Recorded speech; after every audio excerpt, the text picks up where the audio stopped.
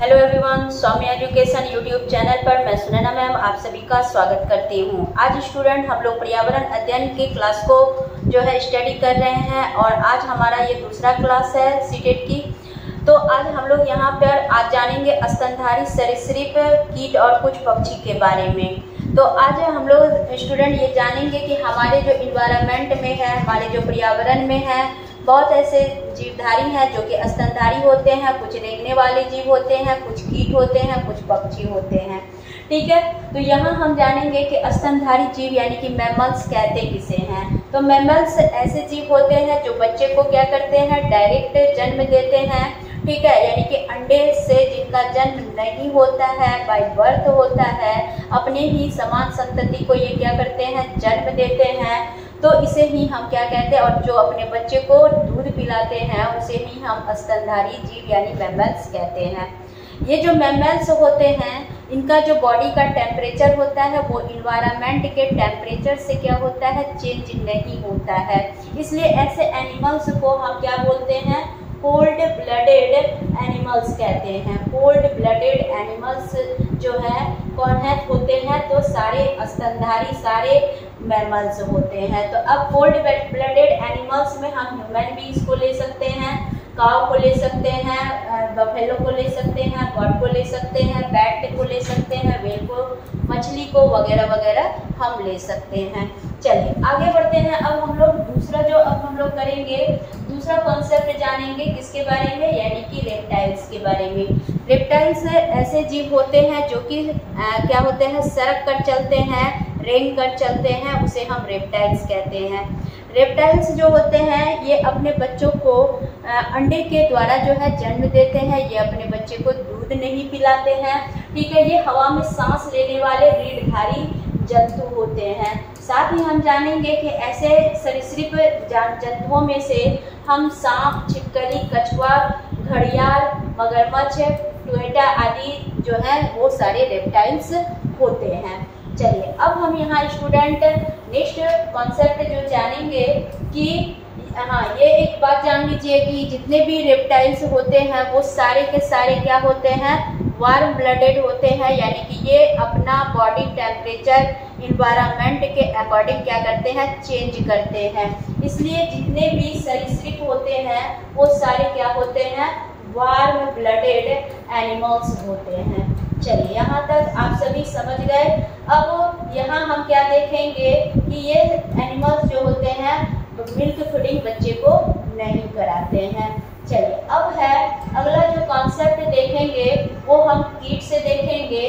तो हम अपने वातावरण में कई प्रकार के कीट देखते हैं, जैसे कि मक्खी हो गया, मच्छर हो गया, मधुमक्खी हो गया, तितली हो गया, चींटी हो गया, केचुआ हो गया, ततैया हो गया, उसके बाद झिंगुर हो गया, दीमक हो गया, मकड़ी हो गया, तिलचट्टा, झींगा, बिच्छू। ठीक है, तो इन सारे जीव जो होते हैं ये सारे झुंड में रहने वाले जीव होते हैं और ये जीव जो होते हैं यानी कि सामाजिक कीट के अंतर्गत आते हैं। ठीक है, इसे हम क्या कहेंगे, सामाजिक कीट कहेंगे। ठीक है, तो सामाजिक कीट वैसे कीट होते हैं, सोशल इंसेक्ट वैसे इंसेक्ट होते हैं जो कम्युनिटी में रहना पसंद करते हैं। जैसे मक्खी कम्युनिटी में रहते हैं, मच्छर कम्युनिटी में रहते हैं, मधुमक्खी कम्युनिटी में रहते हैं, चींटी कम्युनिटी में रहते हैं। तो ये सारे जो है क्या है आपके यानी कि सोशल इंसेक्ट के अकॉर्डिंग माने जाते हैं।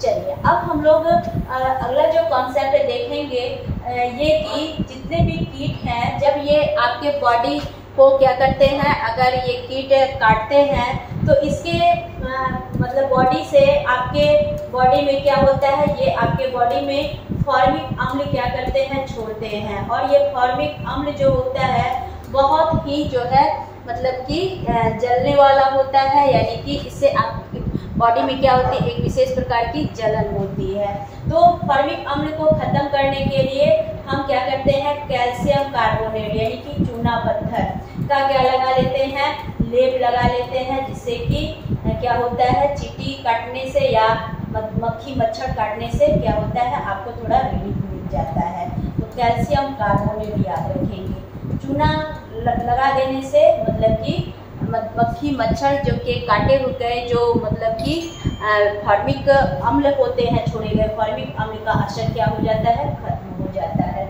चलिए अब हम लोग अगला जो देखेंगे, कुछ पक्षी भी हमारे इन्वायरमेंट में पाए जाते हैं। पक्षियों से भी जो है ये प्रश्न बिल्कुल आपके रहेंगे। तो पक्षी में देखेंगे जैसे मोर, गौरैया, कबूतर, बत्तख, उल्लू, कौवा, चमगादड़, गिद्ध, मैना, बाज, हंस, ये सारे भी क्या होते हैं, यानी कि सोशल इंसेक्ट के अकॉर्डिंग जो है, कुछ सोशल बर्ड्स के अकॉर्डिंग माने जाते हैं। इंसेक्ट नहीं बोलेंगे हम। अब यहाँ पर हम ये देखेंगे कि कुछ बर्ड से भी रिलेटेड जो है सीटेट में प्रश्न आते हैं, और हम यहाँ पर कई कॉन्सेप्ट को देखे जिसमें कि हमने देखा कि कुछ एनिमल्स और कुछ इंसेक्ट्स और कुछ रेप्टाइल्स जो होते हैं वो क्या होते हैं, दूसरे पर निर्भर रहते हैं। जो एनिमल्स दूसरे पर निर्भर रहते हैं उसे हम कहते हैं पैरासाइट, और जो एनिमल्स दूसरे पर निर्भर रह करके भी उन्हें फायदे पहुंचाते हैं उसे हम कहते हैं सिम्बायोसिस।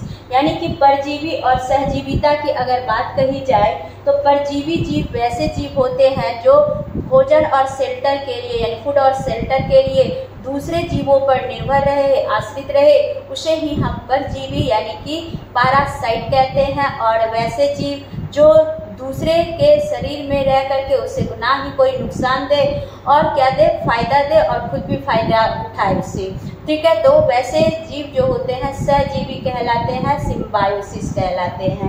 तो इस तरह से स्टूडेंट आज हम लोगों ने इन्वायरमेंट में इन सारे जीवों के बारे में जाना, ठीक है। आगे हम लोग बहुत सारे मतलब कि और भी कॉन्सेप्ट लेंगे बर्ड से रिलेटेड, और ये बर्ड से रिलेटेड कॉन्सेप्ट जो है बहुत ही इम्पोर्टेंट क्वेश्चन के रूप में पूछे जाते हैं।